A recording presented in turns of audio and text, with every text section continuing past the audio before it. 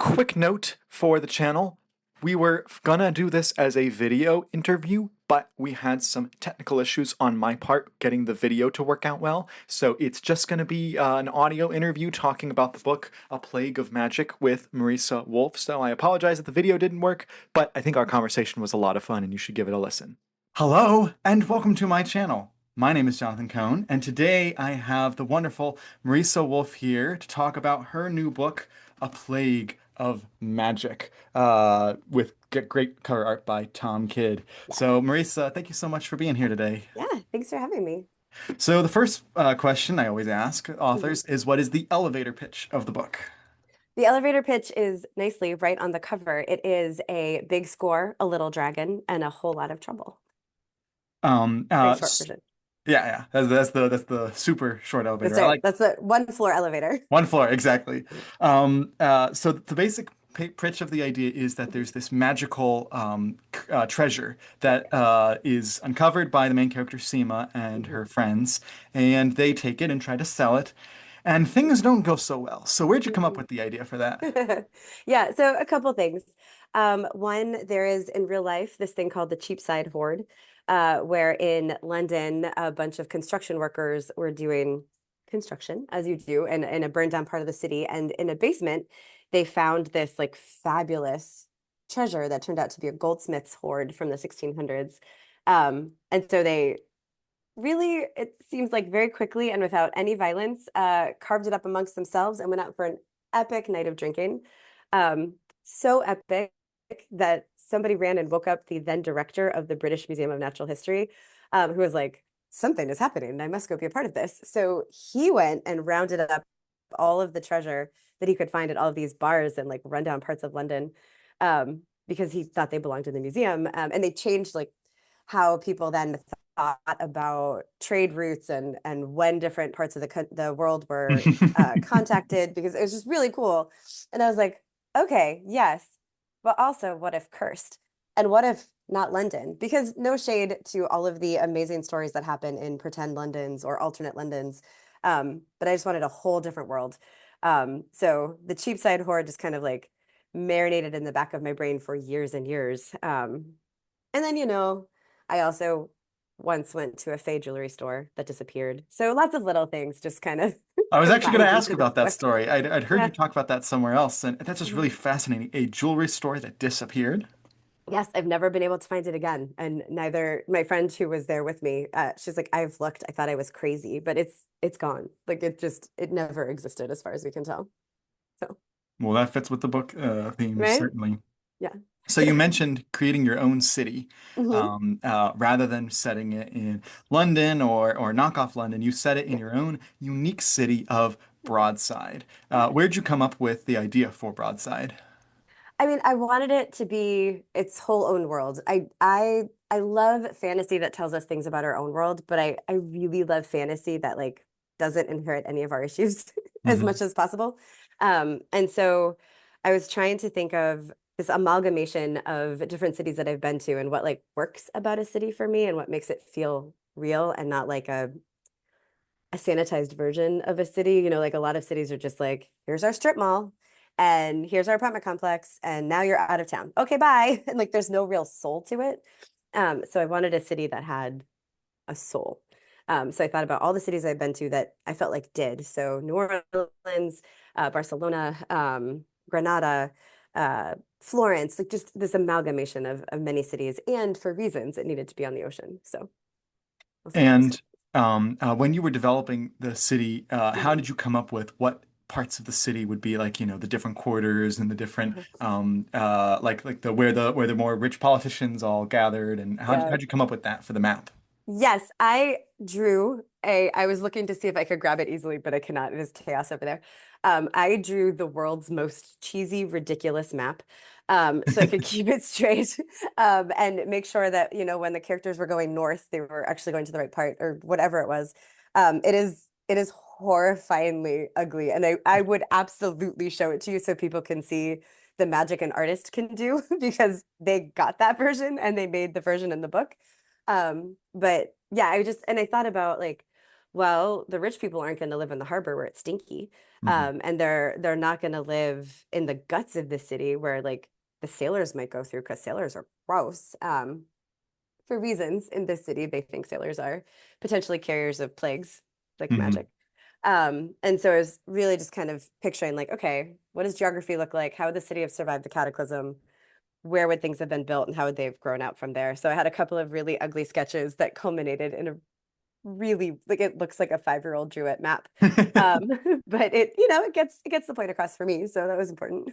So what you have to do there is then you have to have an in-universe reason why it looks like that. So what Jason did is he just made it for his book Yes, that it was like a 13-year-old that made the map, and right. that's why it looks like that. It's brilliant. Yeah, I guess I could have. It could have been like, this is what Seema drew when she was, full street rat status when she was a kid. That would have been funny. So Seema is our main character, but she Hmm. kind of has like a group that she's with of Hmm. I was gonna say thieves, but they're not exactly thieves. They're like scavenger thieves, They were ne'er-do-wells. thieves. Yeah, Yeah. never do else. Yeah, they are at the bottom of the social hierarchy, to be sure. Yes. Yeah. So how did you come up with not only each of their voices, but also how they were going to be different from each other? Yeah, so when I first came up with the story, it was going to be a fun heist. And it was just Seema discovering this treasure and then having to put it back together for reasons. Hmm. Um, but then it needed stakes. And so for it to have stakes, she couldn't be just like a lone thief. Um, but then the problem was her voice was so clear in my head and Harvin's voice was so clear in my head. I had to figure out who her family of thieves were and what they did, like how they all interacted with each other too. So I went to some of my dear friends who are also amazing authors for advice, and I ended up writing a bunch of really not at all important to the story vignettes of different like interactions they had over the years, so I could figure out who they were and how they interacted, not just with Seema but with each other. So it felt the relationships felt real. Hmm. Um, and then I wrote that first chapter, and then I kept going, and then I went back once they were crystal clear in my head. I went back and redid the first chapter to make sure, oh, God, he would never say this, or Mish would absolutely have a comment right here. And that just made it a lot easier. And you can mine that for future short stories Yes, right? if you Sure need to. could. Mhm. So you don't just have, the main characters of Seema and her crew. You also have, as evidenced by the cover, a small Yeah. dragon, or as I Mhm. called him, a small dragon with a big personality. He does. He Because does. or with a big attitude, because oh boy, when you Mm, meet mhm, him, he mhm. is there is he dials it up to a 10 in his personality. How did you come up with Yagen? He was very, very clear in my brain. So all along I knew this was Seema and ultimately Yugen's story. And he will play a much, much bigger role, literally and Yay. figuratively as we go on. Yeah. Oh, Uh, right, big. yeah. Yeah. So he just if you have a cursed treasure, you need to have somebody who knows about it. And Yegan just wanted to take a nap. He just wanted to sleep through this stupid period of the world and wake up when everything made sense. But no, he gets woken up and he was very, very clear how he felt about that the whole way through. And of course, he has things he's hiding or not being fully transparent about too. So it just made it Oh really yeah. fun. Anytime he was on the page, I just had a smile because his voice, you absolutely nailed it. Yeah. Well, I'm happy you're willing to check out book two because he is Harvin, Seema, and Yegan are going to be the main points of view Oh, of perfect. that whole book. Yeah. That's a great transition because I also have a question about Harbin. Yes. Yeah. So, Harvin's character is one that I fully expected when he was introduced that his character would go one way, and he Mhm. goes a completely different direction Oh, in a interesting. delightful way that I Oh, liked. great. So, Great. how did you come up with the concept of Harvin's character? Yeah. So Harvin was always a character. He was always a foil for Seema. But I got halfway into writing this book and realized I couldn't have just her perspective because, for reasons, she almost never sees the immediate fallout of what's going on. Hmm. So I needed somebody who did see the immediate fallout of what was going on and really made clear that these were not just like, she should probably put the horde back together again. Like Hmm. it's really a problem. And so then Harvin had to be his own point of view character, which meant I had to spend a fair amount of time. So almost all of my protagonists are women. I'm a woman. It feels more authentic to me. So when I do write men, I take it very seriously because I want it to feel as authentic to male readers as as my female characters do to me as a woman. Hmm. And so I spent a lot of time thinking about him, his aims, his goals, and then what it would take to shift those. Because Seema sees things in shades of gray all along. Harvin is very black and white. Harvin is very, the ends will always justify the means because my ends are the highest stakes there are. And so getting Seema to understand, no, sometimes things are just bad, and Hmm. getting Harvin to understand, like, there are nuances here. It was a lot of fun to think through what his thread was and then to go unpick the book to put him back in where he belonged and like take scenes away from Seema and give them to him. And then to get his perspective on the shenanigans will understate that were going on. Talking about how their journeys are opposite in that where they end up makes total sense when you read the book Mm, because there I can totally know which scenes you're talking about where yeah, their perspectives change. So that works out very well. awesome. Um, the book's overall tone is interesting because it has an interesting combination of light and dark. Because Mm, there is the kind of lighthearted element of, oh, they're thieves and they're gonna go steal stuff. Oh, it doesn't go well. Oh, and they have to go put it back. And then there's also the darker elements of, oh, shoot, it's not, consequences. it's consequences. This isn't a fun curse where they turn Mm-mm, into like skeletons when they take the treasure or something. right. Which I had in my mind going in, and then I started reading it. I was like, "This is way darker than Pirates." So it has a darker edge to it at times, but Mhm, it's not what I would call a dark book. I So agree. how did you balance the tone here? Yeah, so I will tell you and all of your listeners slash watchers, Jonathan, like I said, I fully intended this to be a lighthearted book. I wanted it to be like fun and heisty and joyful. But it turns out when you introduce big stakes, the tone changes a little Hmm. bit. So I, as a professional author, was fully surprised by that, which meant that the second draft was really important to go back in and fix to make it look like that was on purpose. So I am glad that it feels like a good balance. It might not work for everybody, but it is the sort of thing of like dark things happen all the time in the world, and the only thing we can control is how we respond to it. So like Seema absolutely has her dark night, literally, where she just curls up and she's like, absolutely not, I'm out. I can't do this anymore. Hmm. Um, but the book is very clear that that's not an option. Right. And before long, Seema also realizes, okay, that's not an option. So what do I need to do? And thankfully, Yegan is there Hmm. to make it, just keep on going. But yeah, that was a second draft thing to make sure that the tone balanced a little better. So it wasn't fully silly and fun and lighthearted at the beginning, but it was like, these are the stakes. Like you can be happy. The world is going to turn. It's still possible to be happy, but you have to get the only way out is through.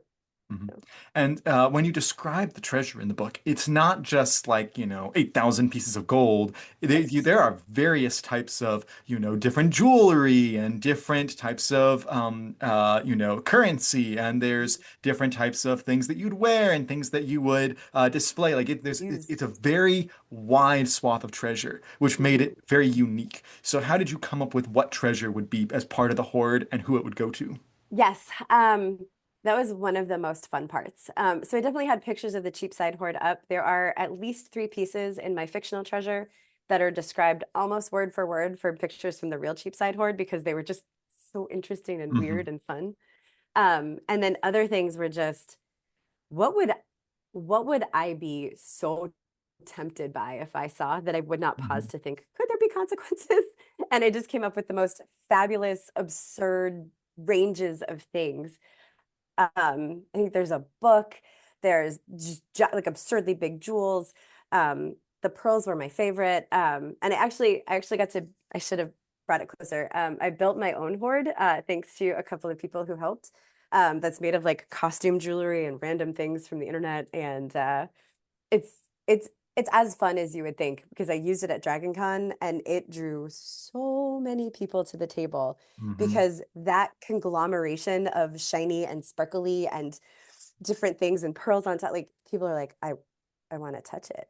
And you can't touch it. You're not supposed to touch it. Um, but that's anyway, so that was super fun. And then once everyone was very clear in my head, it was very clear what they would want from the treasure to take. Mhm. And the thing that was really important to me, and so I don't think this is a spoiler. I think this is just important for you guys to know going in. The crew, they have been family for so long. Mhm. They're not at all worried that somebody is going to betray them. Like, oh no, you took an extra piece of this life-changing treasure that we couldn't have imagined. Okay. That doesn't become a problem till later. It doesn't feel like, oh, somebody's going to murder me for this treasure. Like I can't Mhm. reveal it to my friends. So that also made it easier, but also gave you a little like, Misha has very fast fingers. Like Yeah. who knows what he took? So there's always more out there. And they realize, oh, someone's stealing the treasure from us. It's the least of our worries at the moment. Um, Mm-hmm. Yep. when I was reading the book, I had what I thought was a bit of an epiphany, and I wanted to see if this was Oh, intentional or not. And that okay. is that it reminded me of the analogy of the toothpaste in the tube, where a lot of parents will purposefully like squeeze the toothpaste out in front of their Mm-hmm. kids and then tell the kids, all right, try to get the toothpaste back in. And the point of it is sometimes your actions or words, you can't Mm-hmm. just undo them by, Mm-hmm. saying sorry or something. And this seemed like the grown-up analogy of that because they have there's the consequence for their actions, and it's not a simple, oh well, just we'll just say sorry, or oh we'll leave you alone. It's no, Exit that. you have to atone, and the going around and getting everything seemed like a form of works-based atonement for it. So was that Yeah. at all purposeful, or am I I, reading too much into it? no, I love it. I don't think I was specifically going for the toothpaste analogy, which I do love. I taught middle school, so it's Hmm. very Yep. applicable. Yep. Um, but yeah, it's not wrong. Like the whole point of it is SEMA can't just fix it. Um, and sometimes you can't just fix things. Hmm. And so what happens next? Again, all you can control is what you do in this situation. And I'm really excited about that because the world is absolutely going to change. There's no way to go back to the world that they had. Hmm. And at the end of the day, whether it's understandable or not, that's on Seema. She did it. And I mean, I think there's a lot of that that is applicable in real life of like, things are going to change and you did something that affected that. And what you do next is the only thing you can control. And I also realized during the book that while my favorite character to follow was Yegan, certainly, I Yeah. also realized every time she goes to visit Yegan, something bad happens in the next chapter. It Yeah. was almost like clockwork. And so once I realized that, I was like, oh no, I'm torn. I don't want anything Yeah. else bad to Go happen, see him, but but I also also, want to yeah, go see him. And I thought, can I just take him with him? Just yeah, take Yegan with you yeah, because then yeah. bad things would happen when he's with But at least he's there. He's with you. you. Yeah. Yeah. Yes, that was very much on purpose. Mhm. And also, I'm trying to think what I can say here without big spoilers. One of the things I dislike in books is when everything could have been fixed if somebody just said the obvious thing, like just Mhm. say the obvious thing. But in this, like, Yates is trying, he's trying to tell her what's going on, but they are not at all on the same page. Like at one point, this is a tiny spoiler, but I think once you meet the people, you'll understand. Yagan was like, "Ugh, you were the wrong one. I should have bit Eccles." Like he just really, it would have been an entirely different story Right, if yeah. he had bit her, for reasons that you will all see. But they're so he's trying to communicate. He's trying to tell her the things she needs to know, and she is not listening because she's worried about something else. And so it's the miscommunication trope, but it's entirely different. Especially because he'll start to tell her something and then she'll realize, oh no, I have to go do something. And he's like, I had 10 more things to tell you. What is wrong with you? Like, why are you going? So I did also want to ask a comparison. I'm an AP teacher, so I have to ask comparison and yeah, contrast questions. sure. What was the biggest challenge for A Plague of Magic as opposed to Beyond Enemies? Because Oh it's my goodness. very different projects that you're working on there. Very different. So for Beyond Enemies, I needed the science overall to check out. Like I Hmm. know this isn't how cloning works in real life, but we're talking way in the future and with other influences involved. But I still needed to have reasons for it. I needed to have reasons for how they had faster than light travel. I needed to have reasons for why they had only grown so far and not gone further. And it needed to make sense. For Plague of Magic, it was very similar because I couldn't just be like magic. It's magic. It's fine. Because I'm with you. I'm not a huge hard magic Hmm. person. Like I love magic to be wild and not entirely understandable. The foundational force of the universe in this book, in this universe. Hmm. Um, but you also need the story to make sense. So I couldn't just be like, yep, a wizard did it. Like, here you go. So I still had to think through the rules. Um, for Plague of Magic, I spent a lot more time thinking about history of the world. And for Beyond Enemies, I spent a lot more time thinking about science that underpinned the world. So I would say that's probably the big difference. Hmm. Um, and what I looked at was different too. So like for Beyond Enemies, I went down a whole rabbit hole about quantum entanglement and cloning and all kinds of like just crazy science stories. And for Plague of Magic, it was a lot of like, how how did this work when these empires fell? And like what were the little pieces? Like I spent a lot of time in those little, not a spoiler. Again, their world is not going to survive. So it's going to be entirely different. So, I also realized we talked this whole time, and we have not once mentioned the publishing initiative that this is part of, Yeah, which is known as the Feral for Fantasy Initiative, it is. which Mm-hmm. includes many books, including Rise from Ruin and Mage Mm-hmm. Light and A Plague of Magic and A.C. Haskins' new book Mm-hmm. and Blood Gwen and Fate Spencer's. and yes. Yeah. And Black Tie and Tails. Black Tails and Tie. Black Tie and Tails. I always flip them. Tales. I think it's Nine Tales. So, It is. it's part of that publishing initiative. I asked the others about this, but I like giving each perspective. How did you guys come up Yes. with the publishing initiative? Yeah. Well, so Melissa and Casey were both on track to have their books. I think maybe their books were even turned in already. Um, and so they already had publishing dates. Yes, they already had publishing dates for the summer. And I had a fantasy novel on contract with Baen that I was going to be finishing by April of this year. And because various things were moving around on my project list, I was like, oh, I think I can have this done by the end of the year. So I reached out to our publisher, Tony Weisskopf, and I said, hey, if I get this to you by the end of December, is there any chance I could like get released in the same year, which is very fast turnaround for traditional publishing. Yeah. And then we could do like Melissa, Casey and I were talking about we could do like some kind of feral for fantasy thing. And if you have other fantasy novels coming out. And Tony was like, I'm intrigued, but no, you can't have summer. Like summer is already done and booked. But if you get it done by early December, uh, I could get you ready in September. And I was like, that's Dragon Con. Like that's still technically before the solstice. It's Right. still summer. We could totally do it. And she had other fantasy novels, and fantasy is having a whole resurgence right now. Not Hmm. just the romanticy side of things, but fantasy as a whole. Baen has always published fantasy, but I would say in the last couple of years, it's been more known. Last probably decade or two, it's been more known for sci-fi. Yeah, yeah. Um, and Tony was like, "Yeah, but we do fantasy. We've always done fantasy." And so this played right into it. She's like, I have two other great fantasy novels coming out. Like, yes, let's do it. And so that was a whole month different than I was planning on to get the book Hmm. done. But Melissa and I stayed up really late, many, many nights, and I got it done. And then we had a call with Tony and Rabbit and Griffin and Jason, like all these great people who work at Baen to talk about what it would take to like put something together. And we had some ideas that they were like, no, those are crazy. And we're like, okay. And then they had some ideas that were like, ooh, I like that. And so it's the power of teamwork, right? And I got to read all of these books, which made it much easier to talk about.